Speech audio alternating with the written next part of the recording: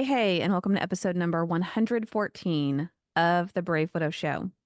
Today, we're going to talk about what to do when life feels incredibly overwhelming, when you have hundreds and thousands of to-dos that are staring you right in the face, and how to create a sense of normalcy when everything is falling apart. But first, if you're watching this on video, you have noticed over the last few weeks that things are changing.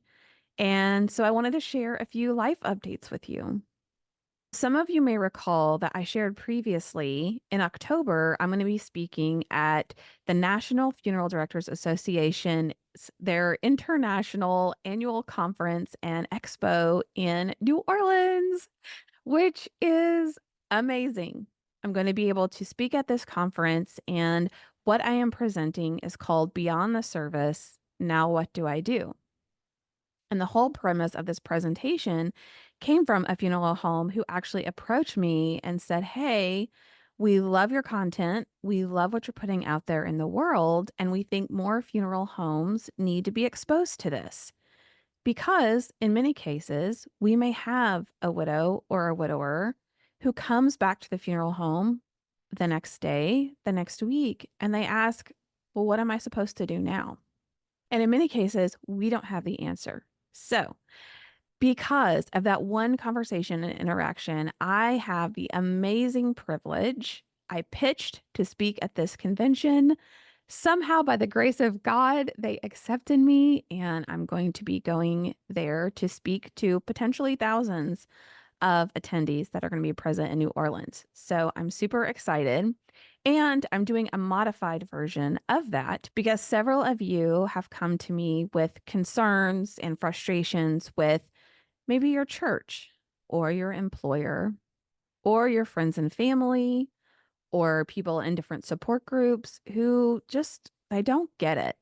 They don't understand. They don't know how to help you. They don't know how to show up for you, even though you know they want to, even though they may have a heart of gold. They just don't know the best way to support you. And you don't have the mental energy and emotional bandwidth to educate people. So let me do that for you.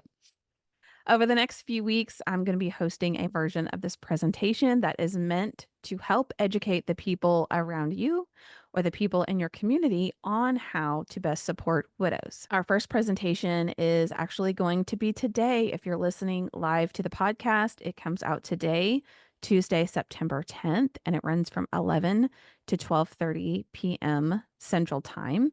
I will be putting out a replay. It will be available on YouTube, so you can share it. I will be hosting more sessions in the future. So if people are interested that they want to join, they want to attend live, they want to be able to ask questions real time or give feedback, then you can have them go to bravwidow.com/beyond to join. It's BEYOND, beyond, and they can register for free.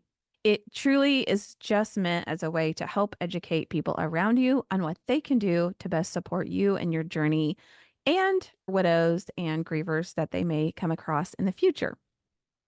So if you're planning on attending later today, I'm excited. I can't wait to see you. And if you want to attend in the future, again, just go to bravewidow.com/beyond to sign up. All right. So if you are watching this video, and not just listening to the audio, you will notice in my background some things are changing. And yes, it's official. We have moved into our new house, and it has been a wild, crazy, amazing experience.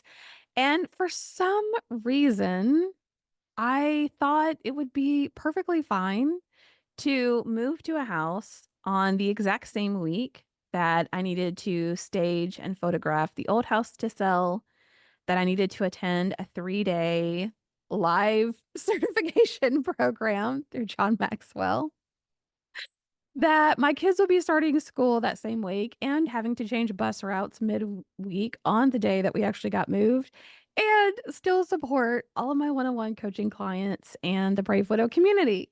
So if you're a dreamer, I see you. I know what it means to have big dreams and aspirations and just feel like we're just going to get it all done. But by the second week of unpacking boxes at 10 and 11 p.m. at night, my body was screaming for a break. So I did get a much needed break over the Labor Day holiday weekend. And if you are somebody that has to take on the world, that you learn to listen to your body and to your mind when it tells you that you need a break, because I am feeling so much better and so much renewed for what we have going on in Brave Widow. I mentioned that I went through a certification program recently for John Maxwell. It's really centered around leadership and executive leadership and how to coach through leading yourself, but also leading other people. And you may be wondering why I'm talking about this on a widow podcast.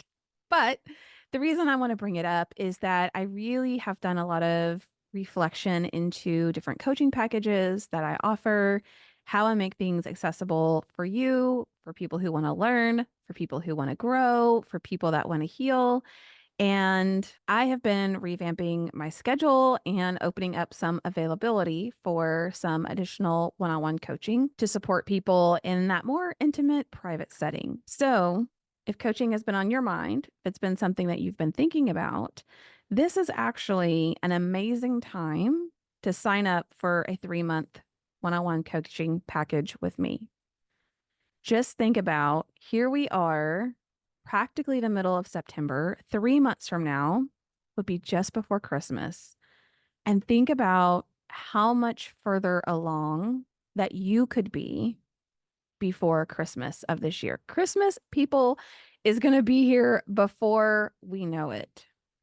And I have been personally so moved by just watching the transformations that have happened with my coaching clients in 2 months, in 3 months, and seeing hearts that are being healed, seeing growth that is happening, seeing people change the lens and the perspective that they use to look at life, seeing people learn new things and actually apply it to their everyday life to improve their relationships or to implement boundaries or to find new routines or to realize that they are so capable of so much more than what they've believed their whole life. Like, seriously, I have the best job in the world getting to support people, to navigate them, and to guide them on this journey of grief and healing and growing just to a whole new level. So, if you're thinking about coaching, you're not sure it's right for you, you're not sure exactly what to expect or all of the ins and outs, you can go to bravewidow.com and you can schedule a consult call with me. This call is an hour. It's completely free. You will walk away with value. You will walk away from that call knowing what your exact next step is, even if it isn't one-on-one coaching. I love being able to serve and support the widow community. So if you're thinking about coaching as I'm opening up these additional slots, this is the perfect time to join. Go to bravewidow.com, schedule a consult call. You're not going to regret it. Welcome to the Brave Widow Show, where we help widows find hope, heal their heart, and dream again for the future. I'm your host, Emily Tanner. I help widows discover the next steps they need to take to get unstuck and move forward. After losing my husband of 20 years, I finally learned how to create a life that I love again, and I've made it my mission to help other widows do the same. Join me in the Brave Widow Mastermind and get started today. Learn more at bravewidow.com.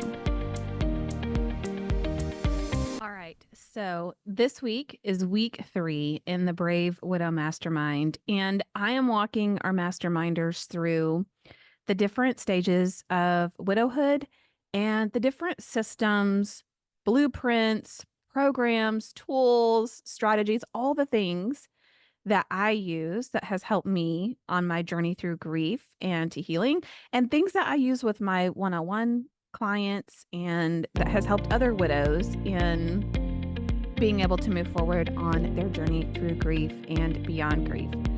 So today I want to talk to you about the first stage of widowhood. And if you're like, what are these stages of widowhood? Well, recently I shared 4 stages of widowhood that I developed based on not only my own experience, but in working with, interviewing, coaching hundreds of other widows, what I've seen in where people come in their journey and how that helps determine what next step they need to take in order to move forward. Now, my disclaimer is that you can be in various stages at the same time based on different areas of your life. What I always look at is what is some of the biggest pain points? What are the challenges? What thoughts are prevalent in your mind? Are you someone who's weighed down with guilt and regret, or you're just really struggling to feel like you're able to get traction and you're able to move forward? And all of those things come together to give me clues as a coach to be able to customize a plan that has helped every one of my clients be able to start moving forward. Now, this isn't to cookie cutter. This isn't to put somebody in a box. This isn't to slap labels on people by any means, but it is a roadmap. It is an indicator of where people are and where they could eventually be on their journey beyond grief. So, I want to talk to you today about the first stage, which is devastation. And I'm not going to go into a lot of details about what that is, what that means, but I want to share with you 5 things that I include as part of my chaos to calm blueprint that I am currently coaching widows and teaching the masterminders in the mastermind group so that you can have a sneak peek into some of the things that we're doing and you can start to explore these on your own journey. So, when we consider someone who's in what I'll call the first stage of widowhood, which is devastation, it is survival mode, it's highly volatile, it can be super emotional, it feels overwhelming. You may be battling some brain fog. Things may be unclear and hazy. And even when you're moving forward, you're healing your heart, you're making new connections, you are trying new things, like you're doing all of the things, there are things that can bubble up in our life that feel like we get pushed right back where we started, where we get pushed back into those thoughts of, this isn't fair. I shouldn't be dealing with this. This is something that he would be dealing with. Why is this happening to me? I feel so overwhelmed. Like it's just a lot of emotions and volatility that can happen whenever we're living in this stage, or even if we've grown beyond that, if something bubbles up and happens and puts us right back in there. So I've identified 5 key things that we can address and we can focus on when we're in this devastation stage. And what I do with the masterminders is a deep dive on each one of these so that we can better understand each of these components of this chaos to calm blueprint and what those steps look like. So, the first key area that I look at when someone's living in this devastation and they're in this survival mode is to help them create some sort of routine. Without a routine, it's very difficult to feel a sense of normalcy. If you have kids that are in school, or if you remember having kids in school, or you remember being in school, you remember you used to look forward to the summer because there would be no routine. Like there would be maybe a minimal routine, or maybe you were working and there was a routine, but sometimes it was nice to feel that you had a break from the daily grind and the routine of getting the kids in school, getting them home, making dinner, and doing other things. But often what happens is in the middle of that lack of a routine, I'll say, that typically we start looking forward to them going back to school. We look forward to getting back into a different routine in this next season of life. We crave something that gives us a sense of normalcy, a sense of what we can have expectations about what the week is going to look like. And so for widows, it's also really important to create their own sense of routine. Now, a routine is really tricky when you're balancing what feels like hundreds and thousands of to-dos and tasks and lists and As you guys know, I like to make lists and sticky notes, and they're just everywhere. And what becomes really important then is that we become aggressive with taking control of our calendar and using block time to put in the big priorities, or what I call the big rocks of things that we want to make sure are really getting taken care of. I remember shortly after Nathan died that I would find day after day after day just more and more things that needed to be done, whether it was getting paperwork together for the attorney, doing maintenance on the HVAC systems at home, whether it was getting the kids re-enrolled back in school. Like every day I was adding 5 or 6 to-dos to my list and maybe taking off 1 or 2. And after several weeks of this, I just remember talking to my dad and saying, I feel so discouraged. Like, I love lists. I love putting things on lists. I especially love scratching them off and marking them as done. But I think I will never get out from under this list. Like, I feel so overwhelmed. I don't even want to start doing one thing because I don't see an end in sight. And I remember my dad telling me that you only have to focus on today, what has to be done today. Likely, there are a lot of things on that list that sure they need to be done, but they have different due dates, right? They have different times when those could be completed. So just focus on what you can for today and schedule out the rest. And even though intellectually and logically I knew that was true, that's something I would tell other people to do. Sometimes we need someone else to tell us that and to remind us that there is a way to get out of the what feels like a mess.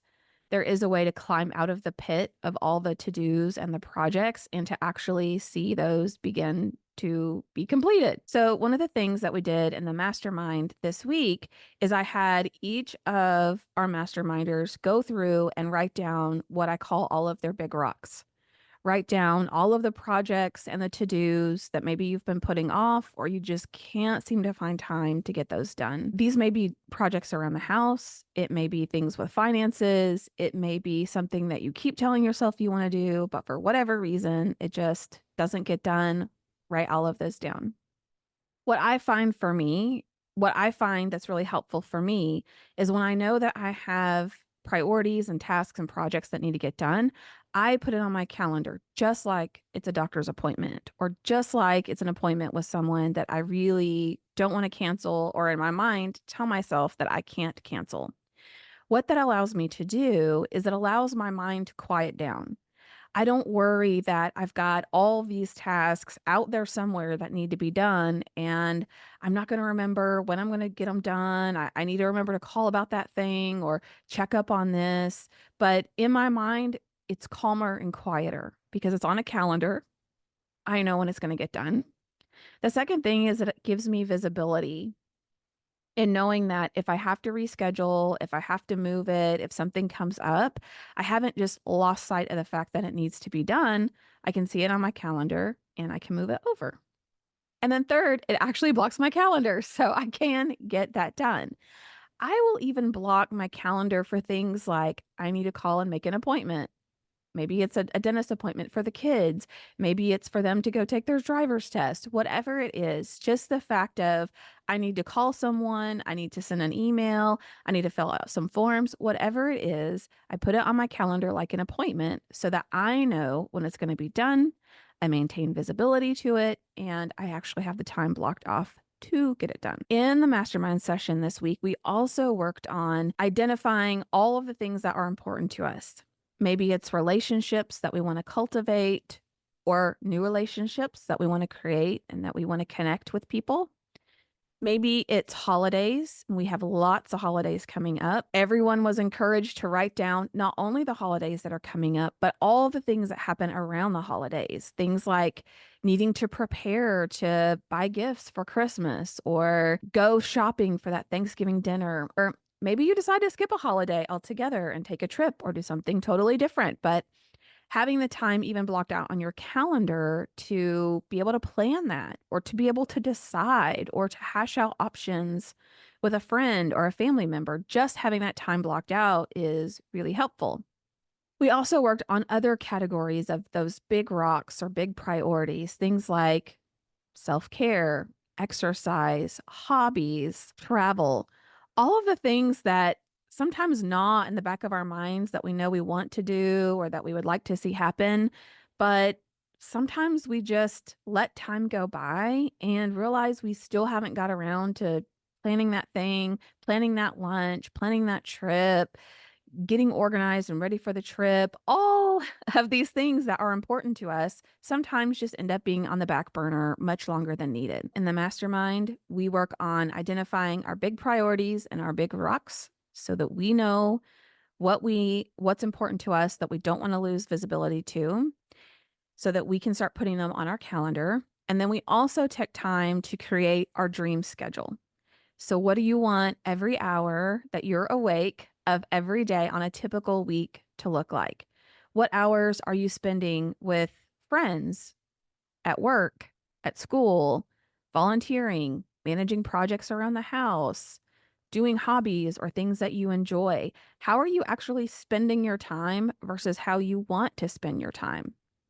We took time, no pun intended, today to walk through and build out the dream schedule of what we want, look at the reality of what is actually happening, and then also look at our calendar the next few months ahead and figure out those big rocks and big priorities so that all of these little sticky notes and to dos can get to done and put on the calendar. So, that's the first area that we look at when we are in devastation is having a sense of routine, having a sense that we have things that are organized and planned out. We don't expect to get everything done right away, but we have a plan for when it will be done and a way, tools and a way for us to actually plug it in and get it done. Okay, the second key area that we look at when someone is in this devastation phase, they're in survival mode, is I look at what they're focused on with from a self-care aspect. Now, self-care can mean a lot of different things. So I'm going to use this term very loosely. But essentially, the easiest way I think about self care is what are the things that fill your cup back up?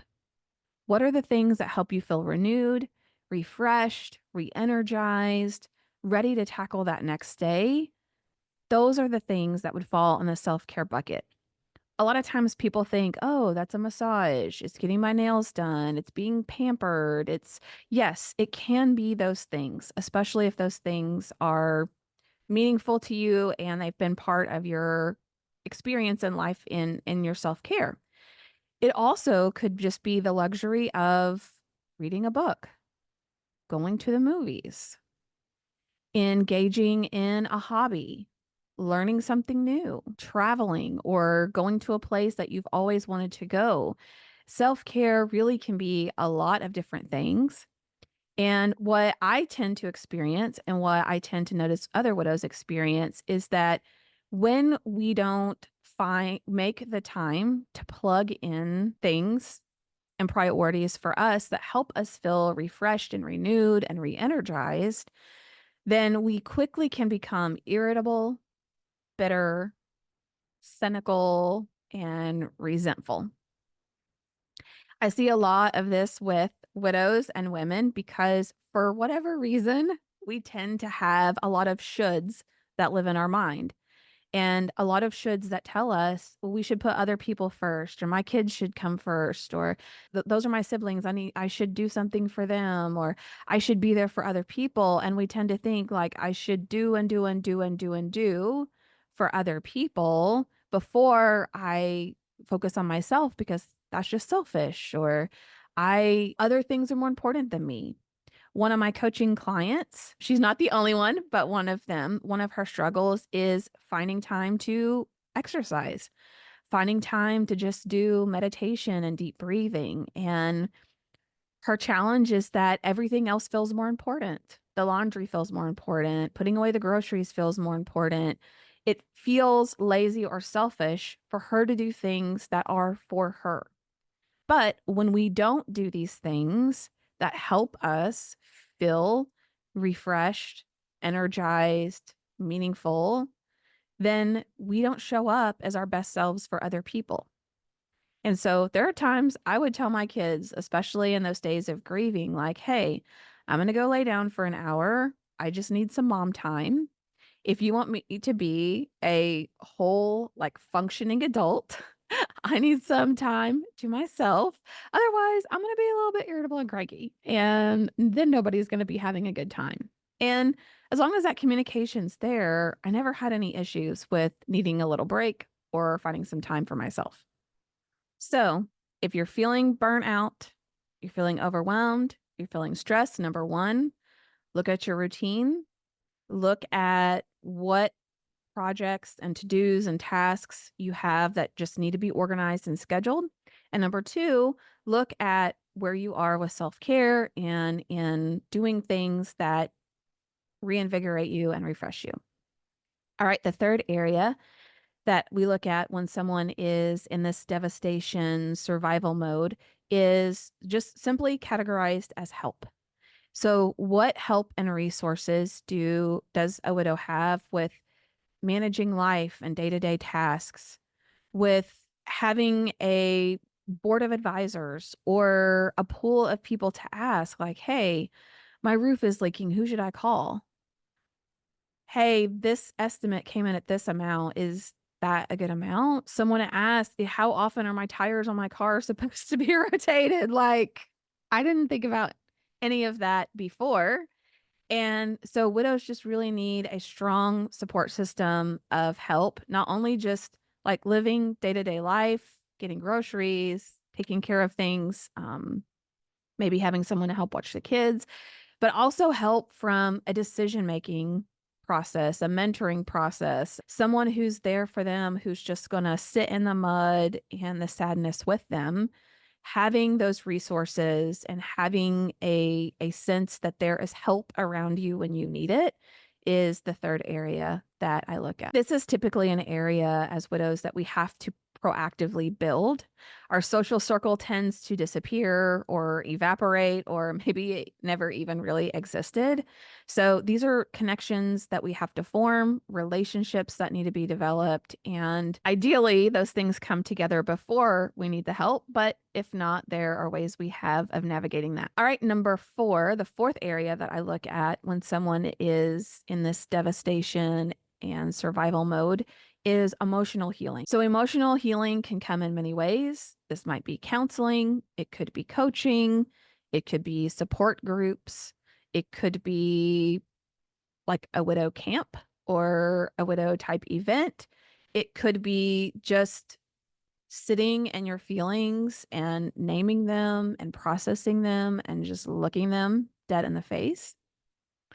It could be talking openly about your person in just day-to-day life with family or at events, or figuring out how you want to honor your person and keep them alive, keep their spirit alive with you as you live life and have some of those great experiences.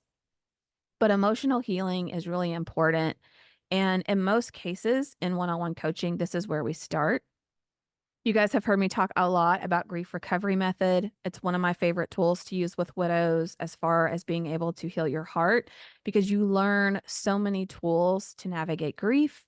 You learn how to truly step back and look at all of the losses that you've experienced across your life, do a deep dive of the hurt and loss that you've experienced in a specific relationship, like with your person, and learn how to acknowledge one of the great ands in grief, which is, I love you. You were amazing.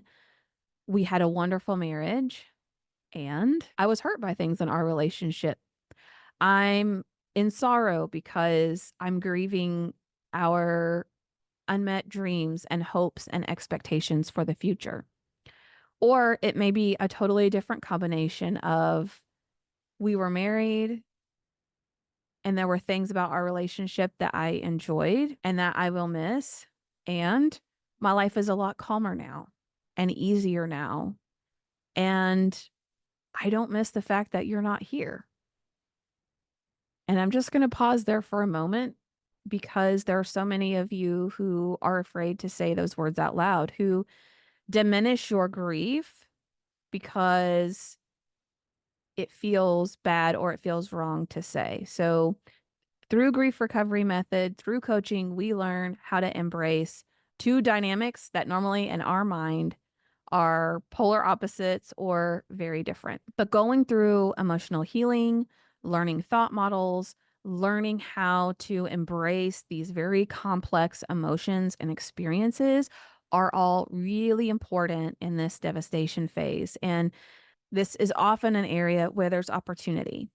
Sometimes widows have not emotionally healed. Sometimes they have suppressed their feelings, they distract themselves. Sobia, who was on the podcast, was an amazing story and example of somebody who just powered through, who just went through the motions for her and her kids, who just thought that time would magically heal all wounds. And as she shared on the podcast, she woke up one day 3 years later, actually feeling worse than she had when her husband had died. And that's because she did not focus on emotional healing until she had this awakening while she was at home with her kids. Now, sometimes widows struggle because they have followed the same path of suppressing, of distracting themselves, of going through the motions and not facing the pain and the hurt of that loss they've experienced, plus all the other losses that they've experienced in their life. But there are also many widows who have done some of that work. They've gone to counseling, they've talked in grief groups, they've tried different things, but they still can't quite get over that hump, if you will, of guilt and regret and just the hurt that is part of grieving a person that we love. So, where we can, I really try to start with emotional healing, start with developing a routine or a sense of organization to their life so that the alarms that are going off in their mind can start to quiet down. Because when you're in volatile grief and when you are wrestling with guilt and just the yearning for one more conversation and you feel all of this incompleteness, it's really difficult to walk forward without it feeling super volatile, super up and down, which was my experience with grief as well, where I tried to go on new adventures. I tried different hobbies. I tried going to different events. And I just wrestled half the time with my mind and all of the thoughts about what is the point of this? Why am I doing this? He's not even going to be here. What I knew this was a bad idea. Like all of the mind drama that happens, I experienced that too. And that's why this is really an area where I like to start when I'm working with clients. All right, the fifth area that we look at when someone is in devastation and survival mode is a spiritual connection. Now, this one is actually a bit of a tricky one because widows have all kinds of different experiences. A lot of widows do work with me because I am faith based, and that's one thing that they're attracted to about my coaching practice and how we operate in the mastermind. And I have seen widows that have gone through this grief and this pain and have become much closer in their relationship to God. And I have seen other widows that question things, which of course is totally normal. And I've seen widows that feel unsettled. They feel further away, or maybe this has driven them away and that bothers them. They don't want to be in that place where they're angry or they're upset or they're questioning. And so it can cause a lot of fear and uncertainty, but they don't know how to get back even to neutral or even to a point where they can feel like God hears them, sees them, and cares about them. So this can be a little bit of a trickier one to navigate. The spiritual connection is really an important place to look when we're talking about someone who's in survival mode, because a spiritual connection can allow you to feel a sense of meaning and purpose. It can allow you to feel heard and understood and loved, even at a time where you don't like what has happened, you don't like where you are and your circumstances, and the fact that you're having to walk this journey without your person. Having that spiritual healing and connection is just so critical when we're at this stage. And I really encourage widows to have open and honest conversations. So this isn't about like faking it with God to say, yeah, we're good, or thanks, God, or I know you love me, but just being willing to have those open and vulnerable conversations. Like even just being able to say, God, this really sucks. I hate this. I don't understand it. I don't like it. I wouldn't have made that decision. I would have saved my husband. I feel hurt. I feel abandoned. I'm incredibly lonely. And I'm angry. And I don't want to feel any of those things, but I don't know how to get over this chasm and this gap. There are many times where I personally would pray to God and just say, God, you've got to pull my heart out of despair because I'm not going to live like this much longer. I can't function when my heart is in the pit of despair and it feels like there's no hope. Like I need you to swoop in and save me. Being willing to have those conversations and those prayers is so key. And to be able to just ask over and over and over again for wisdom and love and peace and all of the things that God can give us that we can't even understand. Like when you first lose your person, you can't fathom enjoying life again. You can't even imagine what it must be like to be able to laugh and it feels real, to be able to go out and have fun and come home and not feel depressed all over again because you're getting in bed by yourself. In those early days, weeks, months, like you can't even imagine it. And so you really want that spiritual connection and that ability to ask for those things and to keep asking until you receive them and to have those open conversations so that you can be pulled into a sense of meaning, a sense of connection, so that you can see opportunities and blessings that are coming your way that feel so far away. So to recap, as part of the Chaos to Calm blueprint, which helps us get out of devastation and out of survival mode. Number one, we create a routine. Two, we incorporate self-care and the priorities of things that are important to us. Number three, we build a support system of help and resources. Number four, we process emotional healing. And number five, we develop a strong spiritual connection. Okay, I hope today's episode was helpful for you. If you want to learn more about specifically how to do these things, if you want to join our masterminders on their journey over these next few months, if you're thinking about one-on-one coaching or you're thinking about group coaching or you just really have no idea what your next step should be, then schedule a consult with me. It's 1 hour of your time. You're going to get value out of the call. You're going to learn specifically what I would do if I was in your exact situation, specifically what I would do. I'll customize a plan made just for you, and you can make a decision and move forward from there. To schedule time with me, just go to bravewidow.com. If you're a widow struggling to move forward and you want clarity and direction on your exact next steps, the Brave Widow Mastermind is the perfect program for you. In the Brave Widow Mastermind, you are going to move from stress and chaos to routine and calm. You'll build confidence in yourself and your decision making, gain clarity and direction to get unstuck, and track your progress to see the results for yourself. Go to bravewidow.com to join the mastermind or learn more.